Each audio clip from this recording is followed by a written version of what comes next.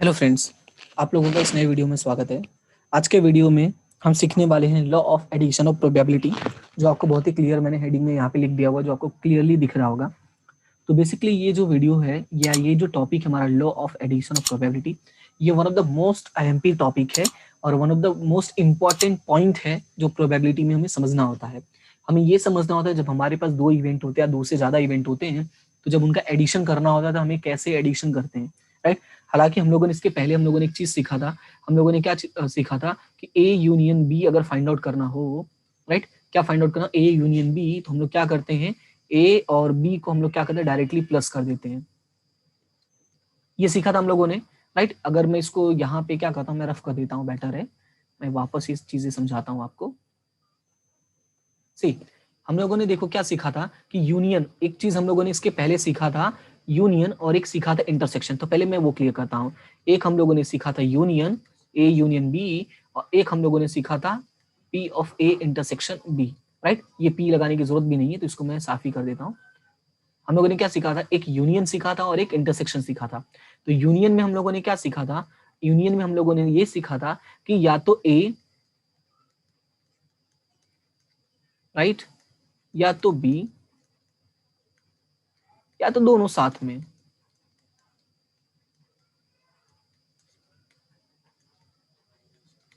Right. It means either A happen और B happens और both together, right. ये हम लोगों ने सीखा था। और ए इंटरसेक्शन बी में हम लोगों ने क्या सीखा था कि भाई ए एंड बी दोनों साथ में हो, ए एंड बी दोनों का साथ में होना जरूरी है, साथ में होना जरूरी है। या मैं इसको सिंपल लैंग्वेज में बोल दूं कि दोनों में क्या है, जो कॉमन हो, दोनों में जो कॉमन हो, जो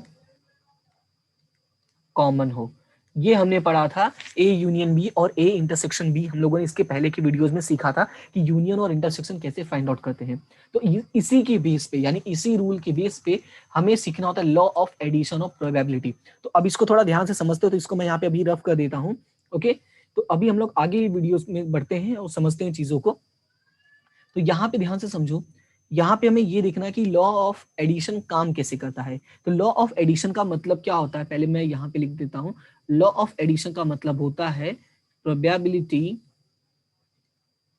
of the occurrence of at least one of event A and B, right. जब दो इवेंट्स होंगे तो probability of the occurrence of at least one of the event A and B, यानी दोनों में से कोई एक होना चाहिए, राइट। इसी को हम लोग क्या बोलते हैं, लॉ ऑफ एडिशन। या इसको हम दूसरे लैंग्वेज में ये भी बोल सकते हैं, either A and B happens, either A और बी हैपेंस। एक मिनट, ए और बी हैपेंस, ठीक है। जरूरी नहीं है कि ए हो या बी हो, मतलब दोनों का साथ में होना जरूरी नहीं है, या तो ए भी हो सकता है या तो बी भी हो सकता है, राइट। तो ये होता है हमारा law of addition of probability. अब इसको थोड़ा सा हम लोग वेन डायग्राम से समझते हैं तो थोड़ा बेटर होगा। एक मैं छोटा सा एग्जांपल लेके चलता हूँ। एग्जांपल में ये है कि मान लो हमारा इवेंट है 1 2 3, ये हमारा क्या है, इवेंट ए। फिर हमारा इवेंट बी है, और इवेंट बी है, इवेंट बी को मैं 3 4 एंड 5। अभी ध्यान से समझो, अगर मुझे ये फाइंड आउट करना दोनों का एडिशन, तो दोनों का एडिशन का मतलब क्या होता है कि इन दोनों को मैं चुपचाप प्लस कर दूं। तो ठीक है, चलो मैं दोनों को चुपचाप क्या करता हूँ, प्लस करता हूँ, क्योंकि हमने पढ़ा है कि एडिशन का मतलब क्या होता है, प्लस करना होता है, राइट। ये हम लोगों ने मैथ्स में पढ़ा है कि एडिशन का मतलब होता है प्लस करना। तो अगर मैं दोनों को प्लस करता हूँ, यानी कि 1 2 एंड 3 प्लस 3 4 एंड 5, तो ये हम लोग को क्या मिलता है, 1 2 3 3 4 5। अगर इसको ध्यान से देखो तो हमें क्या मिला है कि 1 2 3 प्लस 3 4 5, यानी 1 2 3 3 4 5, ये हम लोग को मिला है। लेकिन अगर मैं इसको ये बोलूं कि एडिशन का मतलब होता है ए यूनियन बी, तो ए यूनियन बी का मतलब क्या होता है कि भाई ए और बी दोनों हो जाए चलेगा, ठीक है, या दोनों में से कोई एक हो जाए, लेकिन कोई भी चीज रिपीट नहीं होना चाहिए। लेकिन अगर इसमें ध्यान से देखो, तो इसमें अगर ध्यान से देखती हूँ तो ये दोनों चीजें रिपीट है, ठीक है। ये दोनों चीजें क्या हो रही हैं, रिपीट हो रही है। ध्यान से अगर देखोगे तो ये दोनों चीजें क्या हो रही हैं, रिपीट हो रही हैं। तो अब रिपीट होने का मतलब ये है कि एज पर द रूल कि कोई भी चीज रिपीट नहीं होना चाहिए, यूनियन का मतलब यही होता है। तो अब हम क्या करते हैं, इन दोनों में से एक को निकाल देते हैं। तो अब क्वेश्चन ये है कि इन दोनों में से एक को निकालोगे कैसे। तो हम लोग क्या करते हैं कि यहाँ पे अब यूनियन निकाला था ना, अब यहाँ पे हम क्या करते हैं, इंटरसेक्शन निकालते हैं, यानी ए इंटरसेक्शन बी, यानी कि इन दोनों में से जो कॉमन है, तो कॉमन क्या है, दोनों में 3 है। अब उस 3 को हम इसमें से निकाल देते हैं। यानी मैंने क्या किया, पहले मैंने ए और बी को मैंने क्या किया, प्लस किया, उसके बाद में से ए इंटरसेक्शन बी मैंने क्या किया, माइनस किया। यानी ए प्लस बी को जो भी आया था वो मैंने पूरा लिख दिया, और उसमें से 3 मैंने क्या किया, माइनस कर दिया। तो यहाँ पे मैं लिखता हूँ 1 2 3 3 4 5, और उसमें से मैंने क्या किया, 3 मैंने माइनस कर दिया। तो जब मैंने 3 माइनस कर दिया तो एक्चुअली में ये क्या बन गया, 1 2 3 4 5, राइट। तो आई होप कि ये एग्जांपल से आपको समझ में आ गया होगा कि लॉ ऑफ एडिशन काम कैसे करता है। तो लॉ ऑफ एडिशन, तो यहाँ पे मैंने तो सिर्फ क्या एग्जांपल लेके समझाया है, अभी तक मैंने उसका फॉर्मूला नहीं समझाया। तो अभी हमें उसका फॉर्मूला समझना और वेन डायग्राम समझना है। तो सबसे पहले अभी मैं चलता हूँ वेन डायग्राम पे। तो वेन डायग्राम के लिए यहाँ पे मैं प्रिपेयर करता हूँ, एक हमारा ये है पूरा यूनियन, आई मीन यूनियन नहीं है, ये एक है हमारा पूरा सेट, सैंपल स्पेस जिसको मैं बोल देता हूँ, ये है हमारा एक सैंपल स्पेस, ठीक है। अब इस सैंपल स्पेस में हमारे पास एक है ए, और फिर एक है बी, राइट। ये ए है और एक है बी है। अभी ध्यान से समझो कि अगर मैं इसको ए एज्यूम करता हूं और इसको बी एज्यूम करता हूं, ध्यान से समझना, ठीक है। एक को मैंने ए लिया और दूसरे को मैंने क्या लिया, बी लिया। तो अगर यही क्वेश्चन को मैं रिपीट करता हूं यहाँ पर, इसी क्वेश्चन को यहाँ पे अगर मैं रिपीट करता हूं, तो ए में क्या है 1 2 3, तो यहाँ पे मैं लिखता हूँ 1 2 एंड 3। ये 3 मैंने यहाँ पे ओवरलैपिंग में वाले में क्यों लिखा, मैंने उसका रीजन समझाता हूँ। क्योंकि जो हमारा बी है उसमें भी 3 कॉमन है, तो ये तो बी वाला भी पार्ट है ना, ये जो लाइन दिख रहा है ये आपका बी वाला भी तो पार्ट है, राइट। तो इसको मैं थोड़ा रेड कर देता हूं, बेटर है। ये जो हमारा आपको रेड लाइन दिख रहा है ये किसका है, बी का भी तो है, और ये जो ब्लैक लाइन है वो किसका है, ए का है। यानी ये जो ब्लैक लाइन है वो ए का है, मतलब ये ए में भी हो गया और बी में भी हो गया। तो यहाँ पे अभी मैं क्या लिखूंगा, 4 एंड 5, राइट। तो इसका मतलब क्या हुआ कि जो हमारा एडिशन ऑफ प्रोबेबिलिटी होता है, अगर मैं उसका वेन डायग्राम बनाता हूं, तो जो ए में है और बी में उसको लिखो, प्लस दोनों का जो कॉमन है उसको, या ये ओवरलैपिंग वाले में हमें लिखना होता है, राइट। ये हमारा बन गया law of addition of probability. और अगर मैं ही इसको फॉर्मूला में कन्वर्ट करता हूं, तो फॉर्मूला में देखो मैंने क्या किया है, बहुत ही सिंपल है, ज्यादा इसमें कुछ करना नहीं है। देखो फॉर्मूला में मैंने क्या किया, मैं थोड़ा कलर चेंज कर देता हूं। मैंने क्या किया कि ए यूनियन बी मुझे फाइंड आउट करना है, ये है हमारा एडिशन का फॉर्मूला। क्या फाइंड आउट करना है मुझे, ए यूनियन बी। तो ए यूनियन बी के लिए मैंने क्या किया, पहले मैंने पी ए को प्लस किया, ये पी लिखने की जरूरत नहीं है क्योंकि जब हम प्रोबेबिलिटी निकालेंगे तब पी लिखेंगे। तो अभी मैं नॉर्मल समझा रहा हूँ, तो यहाँ पे मैं नॉर्मली लिखता हूँ, ठीक है। तो ये रहा ब्लैक और ये रहा ये। तो यहाँ पे मैंने क्या किया, ए और मैंने बी को क्या किया, प्लस किया। तो जब मैं ए और बी को प्लस करता हूं तो इसमें कुछ चीजें ऐसी होंगी, हो सकता है कुछ चीजें ऐसी हो कि यहाँ पे डबल टाइम आ जाए, ठीक है, यानी 2 बार आ जाए। इट मे बी पॉसिबल कुछ ऐसी चीजें हो कि वो क्या हो जाए, 2 बार आ जाए। तो अब ये तो गलत हो गया कि 2 बार तो नहीं आना चाहिए, कोई भी चीज हमें रिपीट नहीं होना चाहिए। इट मे बी पॉसिबल कि कोई चीजें 2 बार इंक्लूड हो गया हो। तो अब हमें क्या करना पड़ेगा, उसमें से एक बार हमें क्या करना पड़ेगा, हटाना पड़ेगा। हमें क्या करना पड़ेगा, एक बार हटाना पड़ेगा उसे। एज पर द रूल 2 बार नहीं लिख सकते हैं, तो हमें क्या करना पड़ेगा, एक बार हमें क्या करना पड़ेगा, कैसे भी करके हटाना पड़ेगा। तो हम एक बार कैसे हटाएंगे, तो एक बार हम क्या करेंगे कि इन दोनों में जो कॉमन था, क्या इन दोनों में जो भी चीजें कॉमन थी उसको हम क्या करते हैं, माइनस कर देते हैं। तो देखो यहाँ पे हमने वही किया था कि 1 2 3 3 पूरा लिखा, फिर 3 4 5, इसमें 3 रिपीट हो रहा था। तो हमने क्या किया था कि जो 3 यानी दोनों में जो कॉमन था उसको हमने क्या कर दिया था, माइनस कर दिया था। तो इसका मतलब ये हुआ कि ये हमारा जो फॉर्मूला है वो ये बन जाता है किसका, law of addition of probability का, नहीं ये ए यूनियन बी का फॉर्मूला बन जाता है, ठीक है। आई होप कि आपको समझ में आ गया होगा कि ए यूनियन बी का फॉर्मूला जो होता है वो क्या हो जाता है, A plus B minus A intersection B. अब क्वेश्चन ये है कि ये फॉर्मूला काम कहाँ करेगा, तो जहां पे क्वेश्चन में आपको लिखा होगा कि occurrence of at least one of the event, क्या occurrence of at least one of the event, या आपको लिखा होगा आइदर ए और बी हैपेंस, राइट। तो ऐसे केसेस में आपको ये फॉर्मूला यूज करना होगा। वहां पे देखो क्या है, आपको ये चीजें एक्सप्लेन नहीं करनी कि कोई भी चीज हुई कैसे, बस आपको याद रखना है कि बना कैसे। अब इसी के बेस पे थोड़ा और आगे हम लोग चलते हैं और चीजें समझने की कोशिश करते हैं, ठीक है।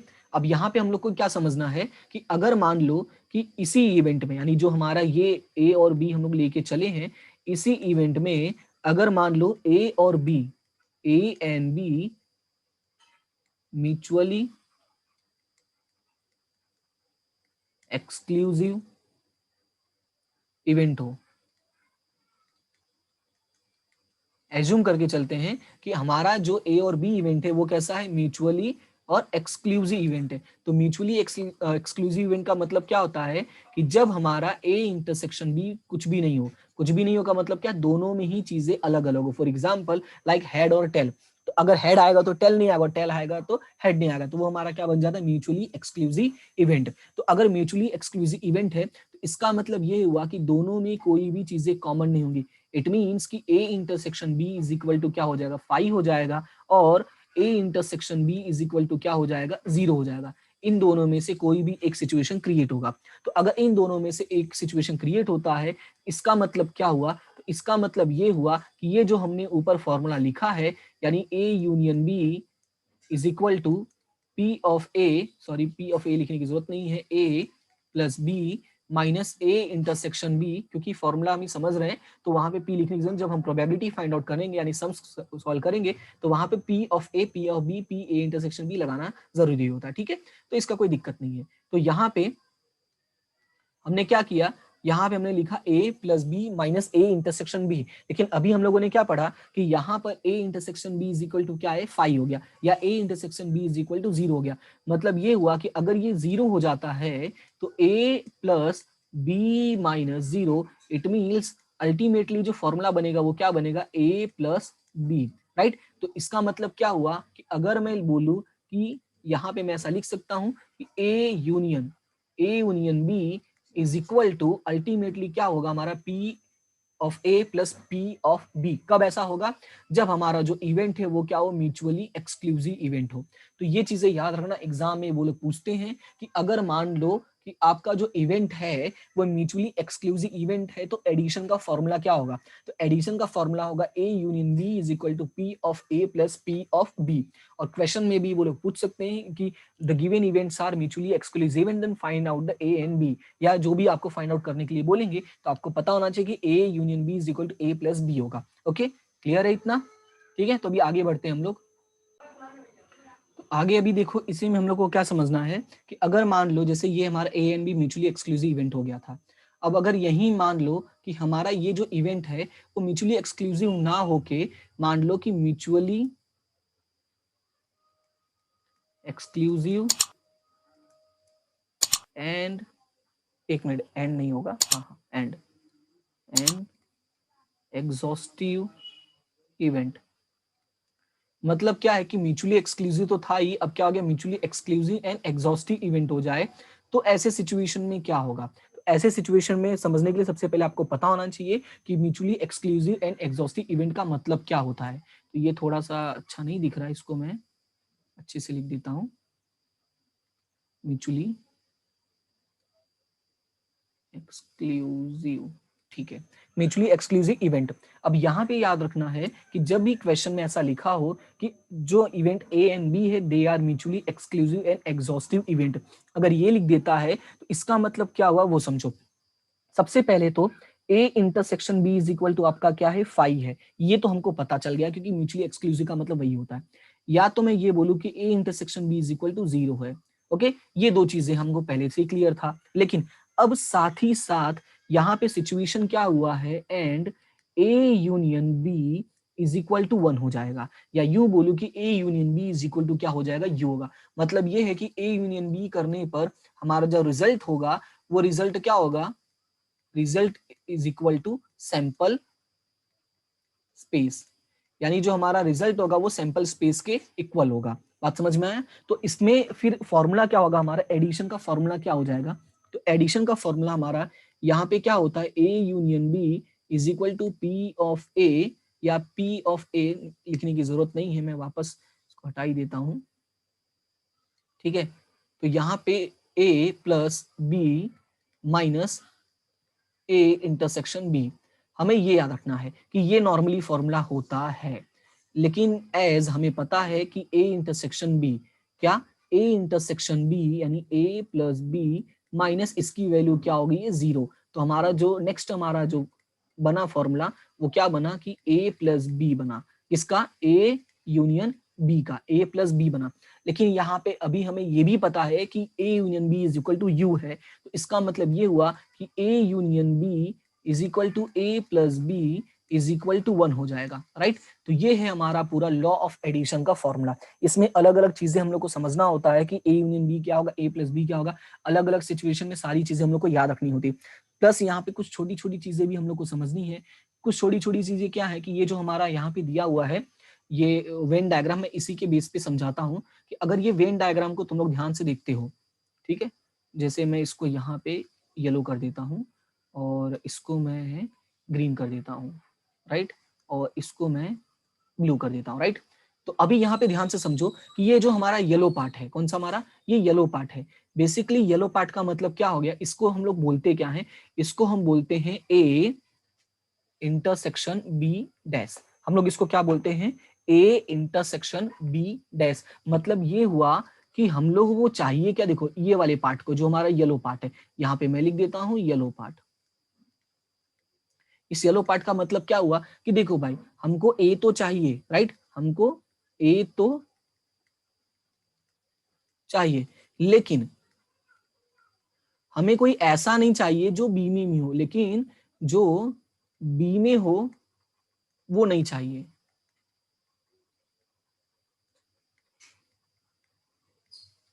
मतलब हमको दोगले इंसान नहीं चाहिए, ऐसे लोग, जो लोग है ना दोनों जगह पर काम करते हो ना, ऐसे लोगों को हम लोग निकाल देना है। तो इसका मतलब ये हुआ कि ए इंटरसेक्शन बी, या क्या हो जाएगा, ए इंटरसेक्शन बी, यानी ए तो चाहिए लेकिन दोनों के बीच में जो कॉमन है ऐसे लोग हमें नहीं चाहिए।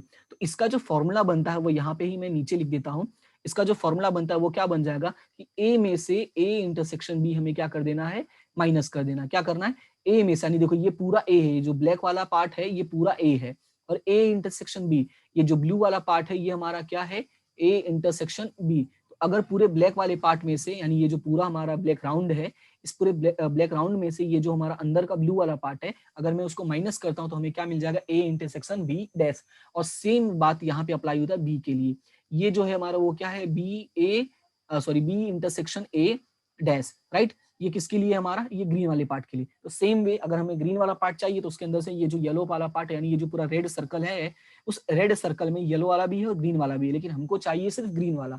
तो उसमें से हम क्या करेंगे, येलो, ये जो ब्लू वाला है वो माइनस कर देंगे। तो यहाँ पे क्या बन जाएगा, फॉर्मूला जो बनेगा वो बी में से ए इंटरसेक्शन बी हमें क्या कर देना है, माइनस करना है। तो ये आपका दो फॉर्मूला बन गया एक्स्ट्रा, राइट। तो ये चीजें आपको याद रखनी, ये इसी डायग्राम पे से आपको क्लियर हो जाएगा, ठीक है, ओके। तो अभी हम लोग नेक्स्ट की तरफ चलते हैं, यानी कि ये तो था एक इवेंट, सॉरी दो इवेंट को लेके। अब जब क्वेश्चन में आ जाए कि 3 इवेंट हो, तब हमें क्या करना होता है। तो 3 इवेंट के लिए हम क्या करते हैं, अलग से सॉल्व करने की कोशिश करते हैं और अलग से समझने की कोशिश करते हैं, ठीक है। एक मिनट, हाँ, ठीक है। तो अभी यहाँ पे फोकस करो। तो यहाँ पे हम लोग को क्या समझना है कि जब अगर मान लो 3 इवेंट हो, तो अगर 3 इवेंट हो यानी कि 3 इवेंट में कौन कौन से हैं, ए बी एंड सी। अगर हम लोगों को मान लो 3 इवेंट दिया और इनका बोला है कि find out the addition of this 3 events, तो जब हमें 3 इवेंट्स का एडिशन फाइंड आउट करना है तो इसका मतलब क्या हुआ कि हम लोगों को क्या फाइंड आउट करना है वो समझते हैं। अब मैं इसको डायरेक्टली तुम लोगों को किससे समझाऊंगा, वेन डायग्राम से। तो यहाँ पे ध्यान से समझना, ये मान लो हमारा है वेन डायग्राम, ठीक है। इसको थोड़ा सा बड़ा कर देता हूँ, ये हमारा वेन डायग्राम है और उसमें एक ये है, फिर नहीं नहीं नहीं नहीं नहीं नहीं, वेट वेट, एक ये है और फिर एक ये है, ठीक है। अभी ध्यान से समझो, इसको मैं मान लेता हूं ए, इसको मैं मान लेता हूं बी और इसको मैं मान लेता हूं सी। अब ध्यान से समझो, अगर मुझे फाइंड आउट करना है तीनों का एडिशन, तो सबसे पहले मैं क्या करूंगा, सबसे पहले मैं यही करूंगा कि एडिशन का मतलब हम लोगों ने क्या सीखा। तो यहाँ पे मैं लिखता हूं A union B union C. अगर मुझे तीनों का एडिशन फाइंड आउट करना है तो एडिशन का मतलब बेसिकली क्या होता है, यूनियन। तो अगर मुझे तीनों का यूनियन फाइंड आउट करना है तो इसका मतलब क्या हुआ कि मैं क्या करूंगा, ए को प्लस कर दूंगा। तो यहाँ पे मैं इसको वापस रफ कर देता हूँ, जो प्रोबेबिलिटी लिखा है मैं क्या करूंगा, ए को प्लस करूंगा। तो यहाँ पे लिखता हूं मैं कि पहले मैं क्या करूंगा, ए प्लस बी प्लस सी। मैं क्या करूंगा, तीनों को मैंने क्या किया, प्लस कर दिया। अब ध्यान से समझो, अगर मैंने तीनों को प्लस कर दिया तो तीनों को प्लस करने का मतलब ये हुआ कि इसमें मैंने सारी चीजें ले ली हैं, बट समटाइम्स ये पॉसिबल है कि कुछ चीजें क्या हो, एक्स्ट्रा मिक्स हो। तो मिक्स करने का मतलब जैसे यहाँ पे मैंने जो ये वेन डायग्राम बनाया, इसमें से तुम्हें क्लियर दिख रहा होगा कि कुछ ना कुछ चीजें मिक्स है। तो यहाँ पे मैं सभी को अलग अलग कलर से यहाँ पे डिनोट करता हूँ तो थोड़ा बेटर होगा। जैसे ये हो गया एक, ये पिंक कलर हो जाएगा, ठीक है, अच्छा नहीं है लेकिन देख लो। ये येलो हो गया, फिर उसके बाद ये रेड, ये जो भी कलर है, ये ब्लैक तो नहीं अच्छा लगेगा, ये ग्रीन, और ये जो बीच वाला पार्ट है इसको हम ब्लू रखते हैं, राइट। तो आई होप कि ये बहुत ही क्लियरली तुमको दिखाई दे रहा होगा, समझ में आ रहा होगा। अभी ध्यान से समझो, ये मैंने जो पूरे सर्कल को मैंने क्या किया, ऐड कर दिया है। लेकिन अब प्रॉब्लम ये है कि अगर मैं ए और बी की बात करता हूँ, किसकी, मैं अगर ए और बी की बात करता हूँ, तो यहाँ पे हमें ये जो रेड वाला पार्ट दिखाई दे रहा है ना, ये रेड वाला पार्ट एक्चुअली में क्या है, इसको हम बोल सकते हैं ए इंटरसेक्शन बी। मैं क्या बोल सकता हूँ इसको, ए इंटरसेक्शन बी। मतलब ये हुआ कि इन दोनों में कुछ ना कुछ कॉमन था, इसी वजह से हमने इन दोनों को मिक्स कर दिया है, ये जो रेड वाला पार्ट है। तो ये गलत है बात, क्योंकि हमें क्या करना है, कोई भी चीज रिपीटेड नहीं लेना होता है।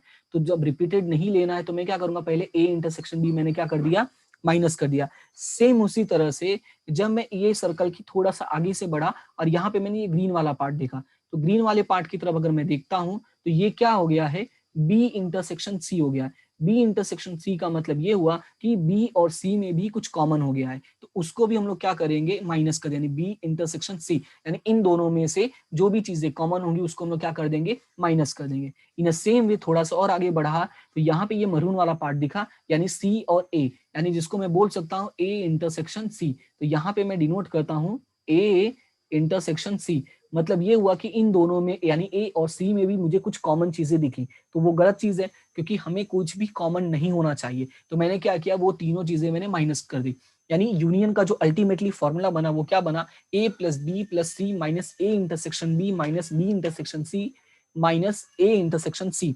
अब लेकिन प्रॉब्लम क्या है, अब प्रॉब्लम ये हुआ कि जब मैं तीनों का इंटरसेक्शन, इन तीनों में जो चीजें कॉमन थी, ठीक है, इन तीनों में जो भी कॉमन था वो हटा दिया मैंने, ठीक है।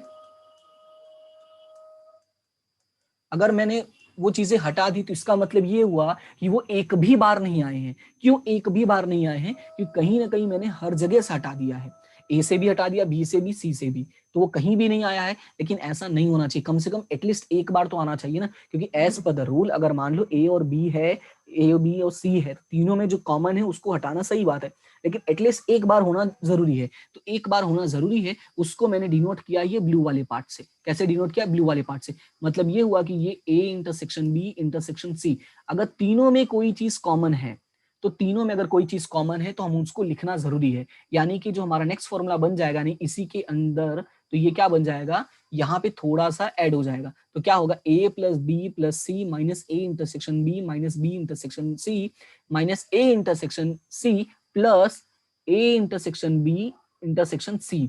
बात समझ में आया, क्योंकि इन तीनों में कुछ ना कुछ तो कॉमन होगा और वो हमारा क्या हो जाएगा, प्लस हो जाएगा। तो ये क्वेश्चंस में हम लोग को समझना होता है, जब क्वेश्चंस में दिया होता है कि there are 3% A, like there are, you can say कि एग्जाम में जो क्वेश्चंस आते हैं वो कैसा होगा कि भाई there are 3 magazines, you can say like English, Hindi, Gujarati.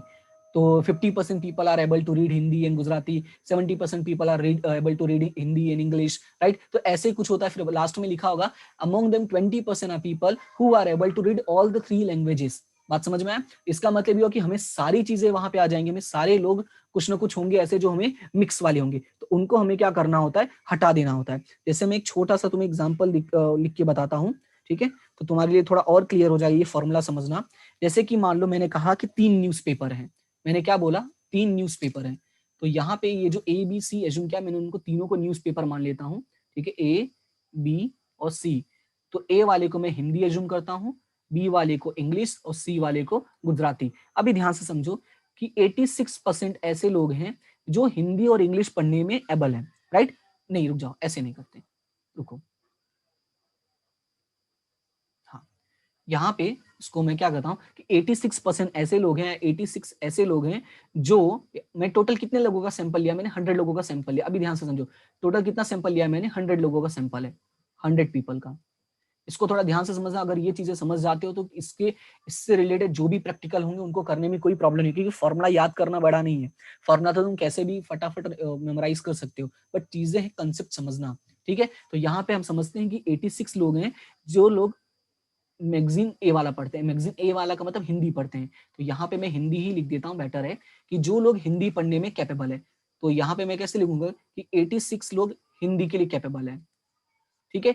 फिर उसके बाद मैं करता हूं कि 89 लोग इंग्लिश के लिए कैपेबल है, ठीक है। फिर 90 लोग गुजराती के लिए कैपेबल है, ठीक है। ये तीनों लैंग्वेज का मैंने यहाँ पे लिख दिया।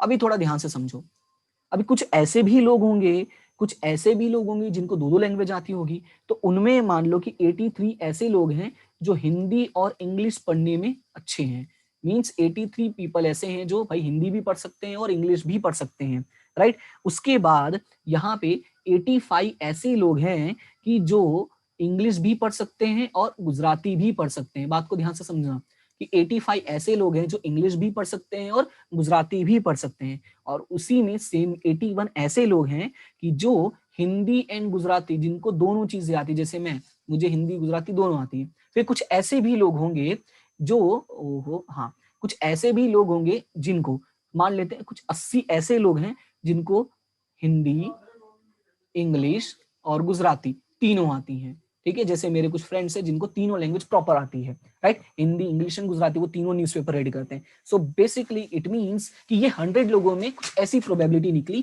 कि 86 हिंदी वाले हैं, 89 इंग्लिश वाले हैं, 90 Gujarati, 83 Hindi and English, 85 English and Gujarati, 81 Hindi and Gujarati, और 80 लोग ऐसे हैं जिनको तीनों लैंग्वेज आती है। तो एग्जाम में जो क्वेश्चन आते हैं वो ऐसे ही आते हैं, तो उसमें हमें करना होगा, हमें समझना कैसे होगा, तो देखो यही समझना होगा। सबसे पहले जो सिंगल लैंग्वेज वाले हैं उनको देख लो, यानी 86, 89 और 90। अगर मैं इसको इसी डायग्राम में रख के मैं तुम्हें समझाता हूं तो ध्यान से समझना इसको बनाएंगे कैसे, कि 86 ऐसे लोग हैं जिनको हिंदी आती है, क्या 86 ऐसे लोग हैं जिनको हिंदी आती है, ठीक है। तो हिंदी वाला ए है, तो मैं यहाँ पे 86 लिख देता हूँ, साइड में लिखता हूँ, साइड में क्यों लिख रहा हूँ वो तुम्हें अभी समझ में आएगा, ठीक है। तो मैं यहाँ पे 86 में लिखता हूँ, ठीक है। उसके बाद कुछ ऐसे लोग हैं यानी 89 लोग हैं जिनको इंग्लिश आती है, तो मैं यहाँ पे साइड में 89 लिखता हूँ, इसको थोड़ा ध्यान से देखना, ठीक है। मैंने क्या किया है कि 1 मिनट यार, ओहो छोटा हो गया, वेट वेट, अभी देखो सही है। और यहाँ पे जो सी कैटेगरी वाले में है वो कितने लोग हैं, 90 लोग हैं, बात समझ में आया। अभी ध्यान से समझो कि ये मैंने क्या किया, ए और बी और सी तीनों का मैंने लिख दिया, तो ए का मैंने लिखा 86, बी का 89 और सी का 90। लेकिन अभी प्रॉब्लम क्या है, प्रॉब्लम ये है कि अगर मैं डायरेक्टली ऐसे लिखने की कोशिश करता तो वेन डायग्राम में प्रॉब्लम होगी, क्या प्रॉब्लम होगी, क्योंकि 83 तो ऐसे भी जिनके हिंदी और इंग्लिश दोनों आती है, तो हिंदी और इंग्लिश अगर दोनों आती है तो क्या मैं यहाँ पे 83 लूंगा, तो 100 से ज्यादा हो जाएगा ना, हमारे पास टोटल ही 100 लोग हैं, राइट, हमारे पास जो टोटल है वो कितने हैं, 100 ही लोग हैं। तो इसमें अब बनेगा कैसे, उसको ध्यान से समझो, ये वेन डायग्राम और ये फॉर्मूला दोनों को मैं समझाऊंगा कि 80 ऐसे लोग हैं, तो हमें क्या समझना होता है कि 80 ऐसे लोग हैं जिनको तीनों लैंग्वेज आती है, तो मैं उन 80 लोगों को मैं ये बीच में लिख देता हूँ, ठीक है। एक काम करते हैं, ये डायग्राम मैं नीचे ही बनाता हूँ तो तुम्हारे लिए थोड़ा आसान हो जाएगा, 1 मिनट, हाँ हाँ, ये नहीं तो मैं कलर अलग यूज कर लेता हूँ, ब्लैक नहीं यूज करता हूँ, मैं रेड यूज कर लेता हूँ, ठीक है। 80 ऐसे लोग हैं जिनको तीनों लैंग्वेज आती है, तो यहाँ पे मैंने 80 लिखा, जिसमें तीनों आती है, हिंदी, इंग्लिश एंड गुजराती तीनों लैंग्वेज आती है। फिर उसके बाद 81 ऐसे हैं कि हिंदी और गुजराती वाले हैं, तो हिंदी और गुजराती का मतलब क्या हो जाएगा आपका, ए और सी, मतलब यहाँ पे आ जाएंगे आपके 81, ठीक है। उसके बाद 85 ऐसे लोग हैं जिनको इंग्लिश और गुजराती आती है, तो इंग्लिश और गुजराती का मतलब क्या हो जाएगा, बी एन सी, तो बी एन सी का मतलब यहाँ पे हो जाएगा 85। अभी ध्यान से समझो कितने लोग हैं उसमें, 85 लोग हैं, ध्यान से समझना इसको। उसके बाद 83 ऐसे लोग हैं जिनको हिंदी एंड इंग्लिश आती है, तो हिंदी एंड इंग्लिश आने का मतलब ये हुआ कि यहाँ पे हिंदी एंड इंग्लिश आने का मतलब ये हुआ कि यहाँ पे 83 लोग हैं, तो इसमें तो रेड चलेगा नहीं, तो मुझे ब्लैक ही लिखना पड़ेगा 83। अगर आप फिर से अगर आप देखने जाते हो तो ये वापस 100 से ज्यादा हो गया, राइट। तो मतलब क्या है कि ये फॉर्मूला जो है फिर हमें यहाँ पे रख के देखना पड़ेगा, कैसे, अभी मैं बताता हूँ, उसको ध्यान से देखना पहले।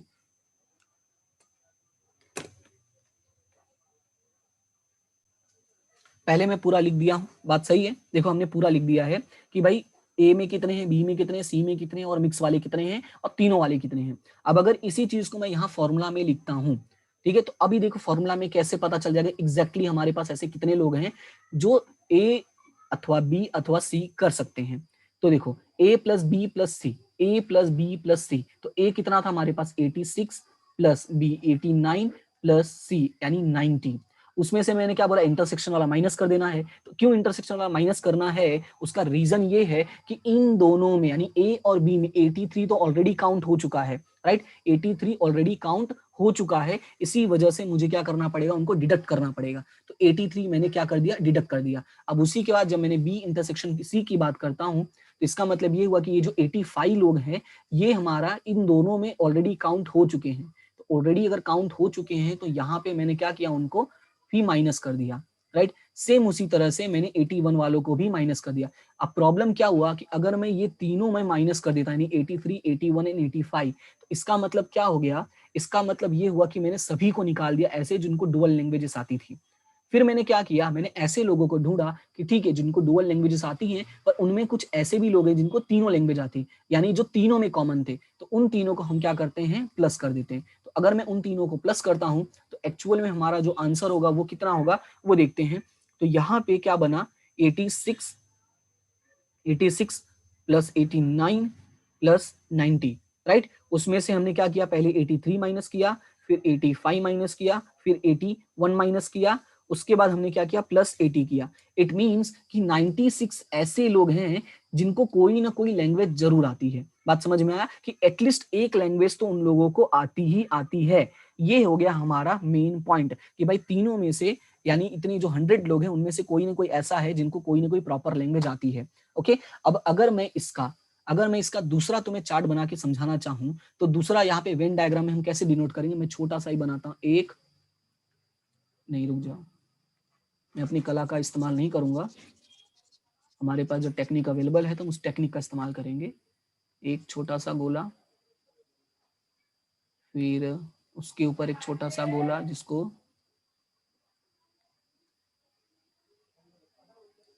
यहाँ पे थोड़ा सा और अंदर, फिर एक और छोटा गोला, ठीक है। अभी थोड़ा ध्यान से समझना, इसी वाले को यहाँ पे मैं डिनोट करता हूँ कैसे, देखो अब 80 तो ऐसे लोग हैं जिनको भाई आती है क्या, तीनों लैंग्वेज। तो अगर मैं 80 यहाँ पे डिनोट कर देता हूँ, क्या 80 अगर मैं बीच में डिनोट कर देता हूँ, इसका मतलब ये हुआ कि मुझे यहाँ कितना डिनोट करने की जरूरत है, ध्यान से समझो, 80 ऐसे लोग हैं जिनको तीनों लैंग्वेज आती हैं। तो अगर 80 यहाँ आ चुके हैं तो ऑलरेडी यहाँ पे 83 है, तो मुझे सिर्फ 3 ही लिखने की जरूरत है, सबको लिखने की जरूरत नहीं है। सेम उसी तरह से अगर 80 यहाँ पे आ चुके तो यहाँ पे 81 है, तो मुझे सिर्फ एक लिखने की जरूरत है, मुझे सब लिखने की जरूरत नहीं है, ठीक है। अब सेम उसी तरह से अगर 80 यहाँ पे आ चुके तो यहाँ पे 85 है, तो मुझे सबको लेने की जरूरत नहीं, सिर्फ मुझे 5 लोगों की लेने की जरूरत है। बात समझ में आया, तो अभी ध्यान से समझो, तो यहाँ पे हमारा टोटल कितना होना चाहिए था, 86 होना चाहिए था ए में, किसमें, ए में। अभी कितना है, 80 प्लस 3 प्लस 1 कितने हैं हमारे, 84 है, होना कितना चाहिए, 86, यानी 2 अभी भी लोग बचे हुए हैं, तो यहाँ पे 2 लोग आ गए। सेम उसी तरह से इसमें हमारा जो टोटल होना चाहिए था वो होना चाहिए था 89, लेकिन अभी कितना हुआ, 80 प्लस 3 प्लस 5 88, मतलब 1 लोग बचे हैं अभी भी। ओके, इन सेम वे यहाँ पे हमारा जो टोटल है वो होना चाहिए था 90, लेकिन वो कितना रहा, 80 प्लस 5 प्लस 1 यानी 86 हो रहा है, यानी बचे कितने लोग, 4 लोग। बात समझ में आए, अभी इस डायग्राम को अगर देखो और टोटल करो तो आपका टोटल कितना आएगा, 96 आएगा, जो हमारा यहाँ पे फाइनल आंसर है। बात समझ में आया, कहने का मतलब क्या है कि ये फॉर्मूला हमें प्रूव करता है कि अगर मान लो 3 इवेंट हैं और तीनों इवेंट में कुछ चीजें मिक्स हैं और कुछ चीजें ऐसी हैं जो तीनों में मिक्स हैं, तो उसे हमें सॉल्व कैसे करना होता है। तो ये है हमारा अल्टीमेट फॉर्मूला, इसको आपको अच्छे से याद रखना, अच्छे से समझना है कि क्या कैसे होता है। ये जो मैंने एग्जाम्पल यहाँ पे दिया है, इस एग्जाम्पल को दिमाग में ध्यान से रखना। हालांकि जब हम एग्जाम में क्वेश्चन सॉल्व करते हैं, लाइक जो 10th और 12th के स्टूडेंट्स होते हैं, तो उन्हें ये करने की जरूरत नहीं होती, ये तो मैंने कंसेप्ट क्लियरिटी के समझाया, मेन उन्हें यही करना होता है, ठीक है, कि तीनों को प्लस करना होता है, फिर तीनों को माइनस करना होता है और एक लास्ट वाला प्लस कर देना होता है। लेकिन अगर कंसेप्ट क्लियरिटी करना कि ऐसा भाई हुआ ही क्यों, ठीक है, ऐसा अप्लाई कैसे हो गया, तो उसके लिए तुम ये वाला समझ सकते हो। देखो मैं वापस एक्सप्लेन करता हूँ कि 80 ऐसे लोग थे जो तीनों में कॉमन थे, तो देखो मैंने उनको प्लस कर दिया है, ठीक है।